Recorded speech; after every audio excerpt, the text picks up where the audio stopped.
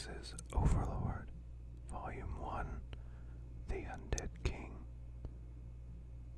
by Kugane Maruyama.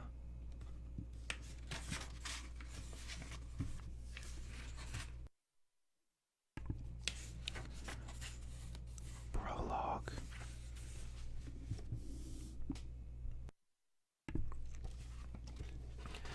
Before one girl and another even younger one stood a figure in full plate armor brandishing a sword. The blade swung, sparkling in the sunlight as if to say that taking their lives in a single stroke would be an act of mercy. The girl shut her eyes. She didn't want to be biting her lower lip. She just had no choice but to accept what was about to happen.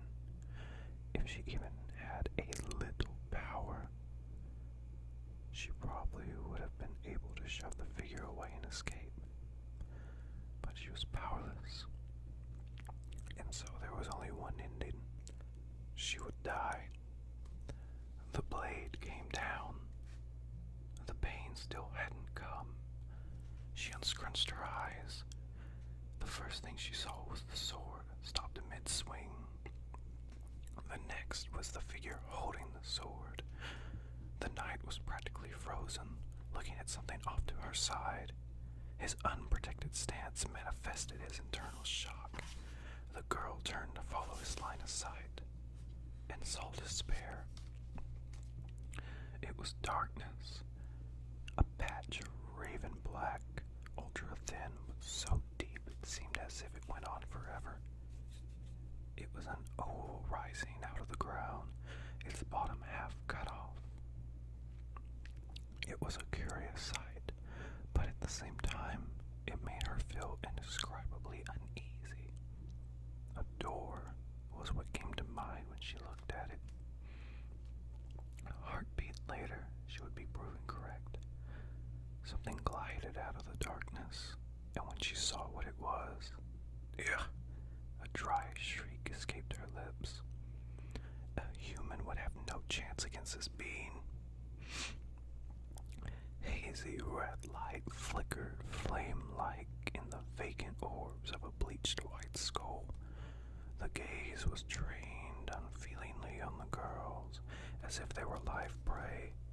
Skinless, fleshless hands, both sublime and terrible, clutched a staff so gorgeous it seemed to be the concentration of all the world's beauty.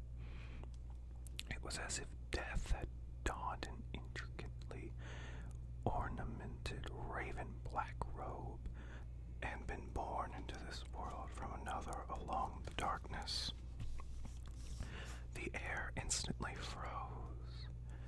At the entrance of the absolute, even time seemed to stop. As though her soul had been taken, the girl forgot to breathe. With no sense of time, inhaling was difficult, and she nauseously gulped for air. A messenger from beyond has come to lure us away. But that didn't seem right. The night behind them had frozen as well. She heard an exhalation that could not even be called a scream. But whether it had been her trembling little sister, or the knight with the sword before them, she didn't know. Death's fingers, of which only the bones picked clean were left, stretched out slowly and then violently snatched at, not the girls, but the knight. She wanted to look away, but she was too scared. She had the feeling that if she looked away, the monster would transform into something even more horrible. Grasp heart. Death incarnate made a clenching motion, and metal clanged noisily next to the girl. She was scared to take her eyes off death, but she lost to the tiny bit of curiosity still dwelling inside her, and looked at the knight lying face down on the ground. He wasn't moving. He was dead. Yes, dead. The danger threatening to take her life had she couldn't celebrate. Death had only assumed a more concentrated form. Sensing the fear in her gaze with its entire body, Death moved towards her. The darkness that had been contained within her field of vision began to expand. It's going to swallow us up. She hugged her sister close. The idea of running away didn't even occur to her anymore. If her opponent had been human, she might have been able to act on the faint hope of maybe, but the being before her dashed that hope as if it were nothing. Please let it not hurt at least. That was the most she could hope for now. Her little sister clung to her waist, shaking with fear. She wanted to save her, but she couldn't. All she could do was apologize for her powerlessness and pray that they would die together so she wouldn't be lonely. And then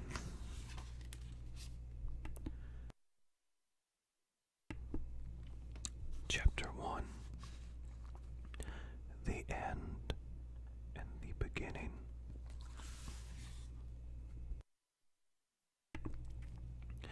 In the year 2138, there exists something called a DMMO RPG. This stands for Dive Massively Multiplayer Online Role-Playing Game. While connected via an intracranial nanocomputer network called a neuro-nano interface, which combines the best of cyber and nanotechnology, players experience physical sensations as if they were really inhabiting an imaginary world. In other words, you play as if you're actually in the world of the game. And among all the various DMMORPGs that have been developed, one stood above the rest. Yggdrasil. It had been released 12 years earlier, in 2126, by a Japanese developer who had been waiting for just the right moment. Compared to other DMMORPGs at the time, Yggdrasil gave players an incredible amount of freedom. For example, consider the class system, a fundamental element of character customization. Counting the advanced classes as well as the base ones, there were well over 2,000, since each class only had 15 levels. Players could have 7 or more classes by the time they hit the overall level cap of 100. As long as they met the basic requirements, they could dabble as they pleased, though it would be inefficient. A player could acquire 100 classes at level 1 if they wanted to. In other words, the system was such that, unless they were deliberately created that way, no two characters would ever be the same. Then, by using the creator's toolkit, sold separately, players could edit the appearance of their weapons and armor, as well as the advanced settings of their in-game residences. The environment awaiting players who ventured into this world was enormous. In fact, there were 9 worlds: Asgard, Alfheim, Vanaheim, Nidavellir, Midgard, Jotunheim, Niflheim, Helheim, and Muspelheim. A vast world, a staggering number of classes, and graphics that could be tweaked to one's heart's content. It was precisely the amount of customization that poured nitroglycerin onto the Japanese creative spirit and led to the game's explosive popularity. It got to the point where in Japan the word DMMORPG was practically synonymous with Yggdrasil. But that was all in the past now. In the center of the room, a gigantic circular table shone with an obsidian gleam. Around it there were 41 magnificent seats. Most of them, however, were empty. Once all the seats had been filled, but now only 2 figures remained. One wore an extravagant raven black academic robe with purple and gold trim. The collar was perhaps a bit over embellished, but strangely it suited the wearer. The bare head of the figure in question had neither skin nor flesh, just a bone. Reddish black flames burned in his gaping eye sockets, and something like a black halo shone behind him. The other one wasn't human either, more of an amorphous black blob, almost like coal tar. His constantly shifting surface meant that he had no fixed shape.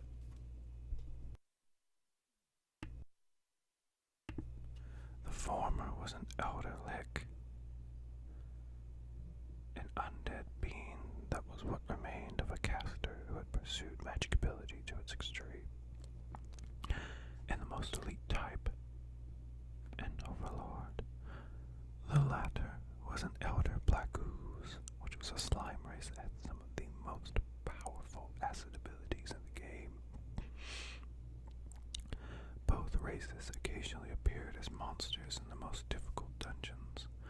The various types of overlords used the highest level evil magic, while the elder black ooze had the ability to corrode weapons and armor, so both were famously hated. But these two weren't monsters. They were players. The races players could choose from in Yggdrasil were split into 3 main categories: basic humanoid races, humans, dwarves, elves, and so on. Subhuman races who weren't pretty but performed better than humanoids, goblins, orcs, ogres, etc., and grotesques who had monster powers and got more ability points than other races, but were penalized in other ways, including all of the elite races. There was a total of 700 at the user's disposal.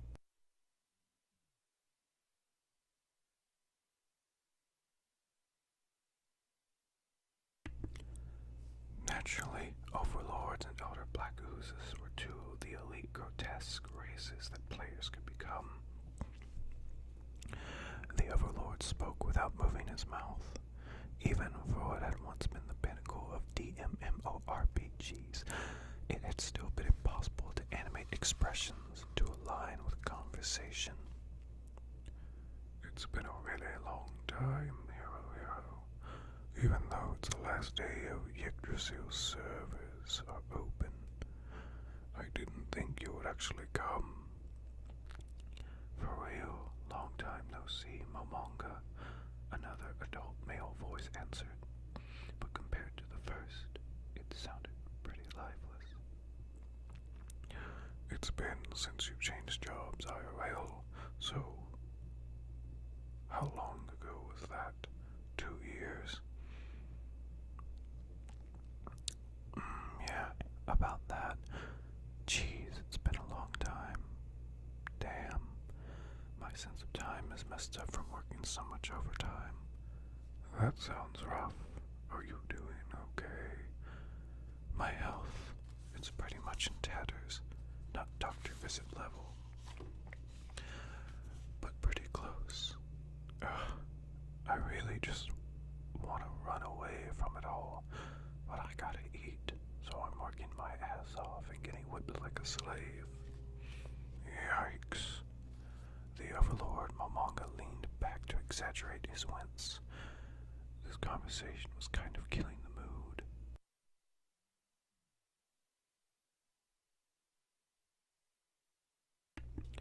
It's seriously awful. Momonga was already put off, but Hero's follow-up sounded exactly as awful as he said things were. Their gripes about their jobs in reality gathered steam, how their subordinates had no communication skills, how the spec documents were liable to change from one day to the next, how their bosses would grill them if they didn't meet their quotas, how they could barely ever go home because there was too much work, their abnormal weight gain caused by the crazy hours they kept, the increasing number of pills they took. At some point, it was like a dam broke inside Hero, and Momonga shifted to a listening role as the complaints flooded out. Talking about one's real life in a fantasy world was frowned on by many. Please keep your reality out of my daydream was certainly an understandable sentiment, but these two didn't feel that way. There were two requirements that all the members of their guild, Ainzalgon, had to meet. One was that members had to be working adults, and the other was that they had to play grotesques. Since that's the type of guild it was, real-life work woes were a common topic of discussion, which was fine with the members. The conversation these two were having was an everyday occurrence in Ainzalgon. Enough time had passed that Hero's muddy flood of grievances had calmed to a clear stream. Sorry, I don't mean to just whine, but I can't really talk about this stuff IRL, you know. A part of him that must have been his head wiggled. Momonga took it as a bow of apology and said, "Don't worry about it, Hero. You accepted my invitation to come tonight even though you're exhausted, so listening to some complaints is the least I can do. I'll take as many as you've got." Hero seemed a bit livelier than before and gave a weak chuckle. "Really, though, thank you, Momonga. I'm glad I was able to log in today and see you after so long. It makes me glad to hear you say that. But I should probably get going soon." Hero's tentacles began moving in midair. He'd opened his menu. "Yeah, it's getting late. Sorry, Momonga." Momonga paused for a breath so as not to betray his emotions. That's too bad. Time really does fly when you're having fun. I really wanted to stay till the end, but I'm just too tired." "Yeah, I can imagine. Log out and rest up." "I'm really sorry, Momonga." No, Guildmaster, what are your plans?" "I think I'll hang around until the forced log out when the server is shut down. There's still some time left, so there's a chance someone else might show up." "I see. Honestly, I was surprised this place still even existed." Times like this, Momonga was truly grateful that their expressions were fixed. Otherwise, his grimace would have been immediately apparent. In any case, his emotions would have been evident in his voice, so he had to keep his mouth shut to suppress them. Hearing something like that from a guildmate after having worked so hard to maintain their base precisely because it was a place they had all built together elicited feelings in Momonga too mixed to explain. But those feelings vanished when he heard what Hero said next. "As the Guildmaster, you kept it going so we could come back any time, didn't you? I really appreciate that." "Well, we all built it together, you know. Making sure members can come back any time is the Guildmaster's job. I think having you as our Guildmaster was what made this game so fun for us. I hope to see you again. In Yggdrasil too. I haven't heard any rumors about a sequel, but yeah, I hope so too."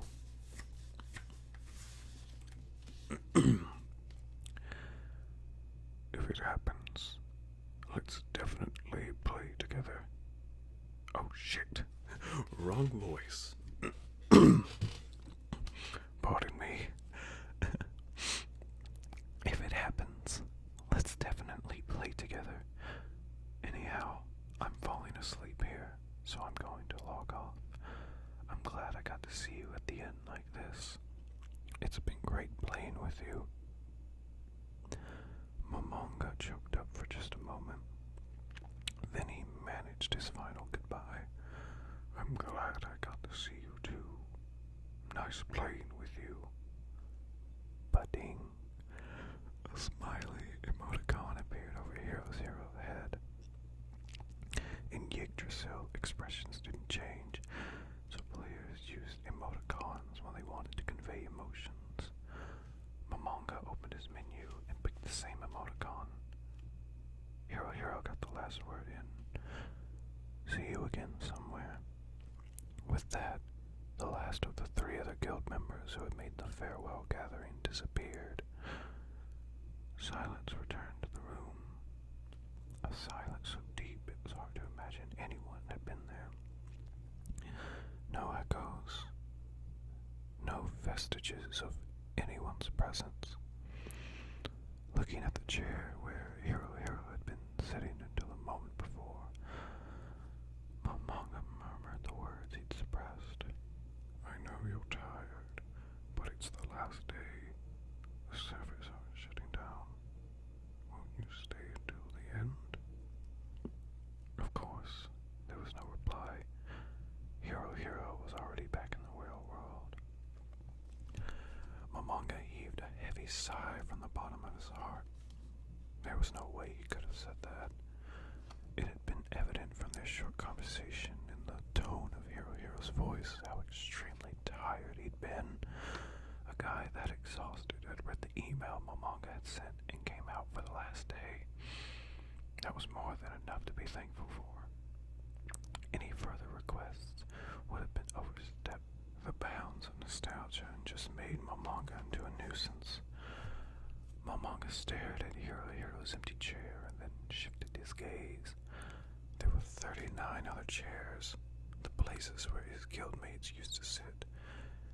He looked around at all of them before coming back to Hero's seat. See you again somewhere. See you again sometime. See you later. He'd heard those words many times before, but they almost never came true. Nobody ever returned to Yggdrasil. Where and when exactly are we going to meet, huh? Momonga's shoulders shuddered violently, and the true feelings had been building up all this time suddenly gushed out. Don't fuck with me, he roared, pounding the table with both fists. The game system registered his motion as an attack and began computing countless parameters, such as his unarmed attack strength and the table's defense stats. The result appeared above the place where his hands had struck. 0. This is the great tomb of Nazarick. We built it together. How can you all abandon it so easily? After the intense anger came loneliness. No, I know that's not right. I know it wasn't easy at all. They were just forced to choose between reality and a daydream. It's not something they could help. No one betrayed us at all. It was a hard decision for everybody. Momonga muttered to himself as he stood up. In the direction he faced, a staff hung on the wall. It was based on the god Hermes' staff, Caduceus, and consisted of 7 intertwined snakes. Each writhing snake held a different colored jewel in its mouth. The grip was made of a transparent, crystalline material that gave off a pale glow. Anyone who saw it would know it was a top-tier item. It was a guild weapon, so named because each guild could only have one. This staff was the symbol of Ain's Algon. It was meant to be wielded by the guildmaster, so why was it on display here? Precisely because it was the symbol of the guild. If the guild weapon were destroyed, it would mean the collapse of the guild. So in most cases, a guild weapon was stored in a safe place, its mighty powers untested. Even the weapon of a top guild like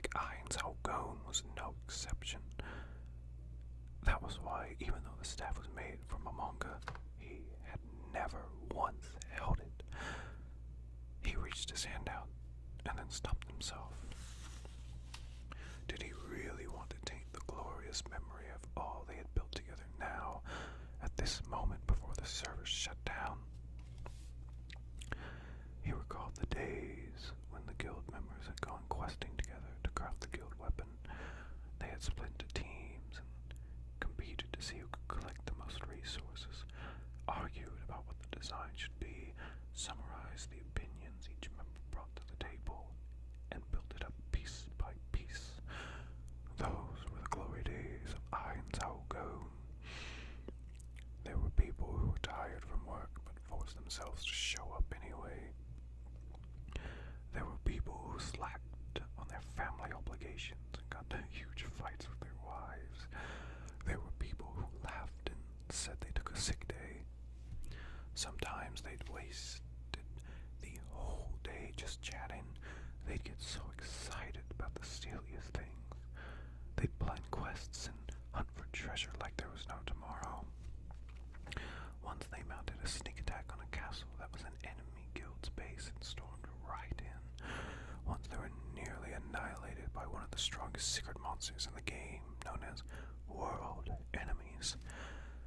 They discovered some previously undiscovered resources. They positioned all kinds of monsters in their base to take care of any intruders. But now there was no one left. Out of 41 members, 37 had quit. The other 3 remained members in name, but Momonga couldn't remember the last time they had come before today. Momonga opened the menu to access official data and looked at the guild ranking.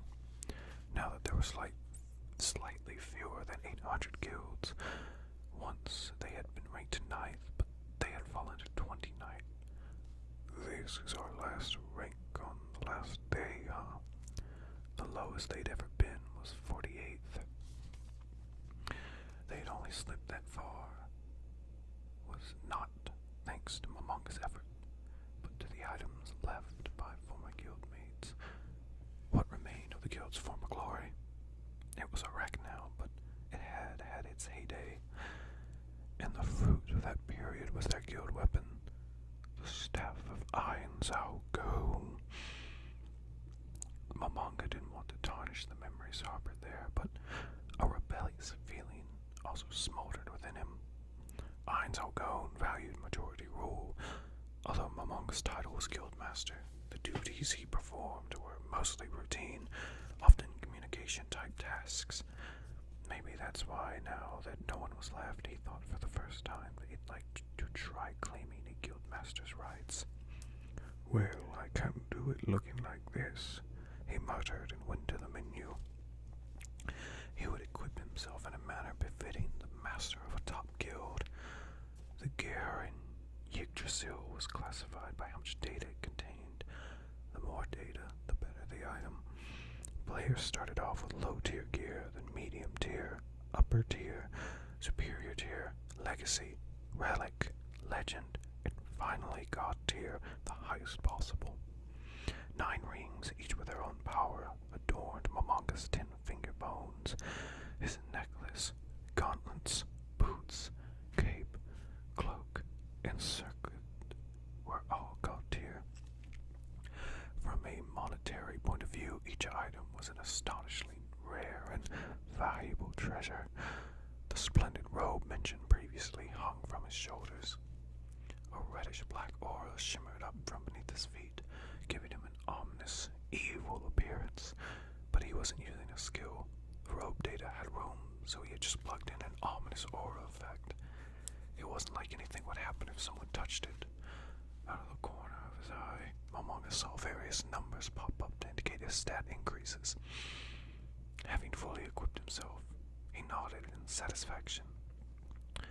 Now he looked like a guild master. Then he reached out and grasped the Staff of Yggdrasil. The moment it was in his hands, it began radiating a shimmering dark red aura. Anguished human faces would occasionally form, warp, and dissipate, seemingly so real one could almost hear their tortured cries. Maybe we went a little overboard. Finally, on the last day the servers were running, this elite staff was in the hands of its rightful owner. While confirming the icons indicating his dramatic stat boosts, he still felt lonely. Well, symbol of the guild, shall we see what you can do? Or should I say, symbol of my guild? I'll stop there. 30 minutes is quite long, and we're only about halfway through chapter 1, really. So, next time I do this, I'll pick up in part 2 of chapter 1, because the chapters are divided into parts. I read the prologue in part 1 of chapter 1, so if you listen this far in, I hope you enjoyed it, and I apologize for any misspeakings and pauses there were, but I hope you sleep well.